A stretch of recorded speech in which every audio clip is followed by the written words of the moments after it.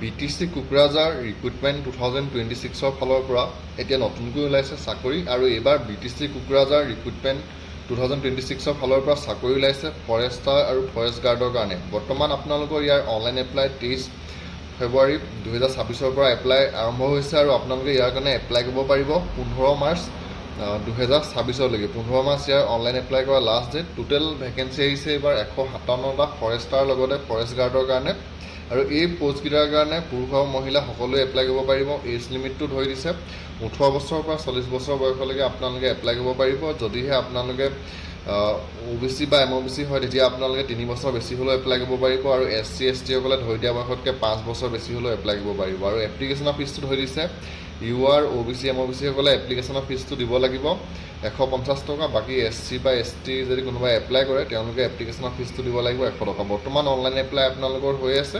আপোনালোকে ইয়াৰ কাৰণে এপ্লাই কৰিব পাৰিব 15 মাৰ্চ 2026লৈকে।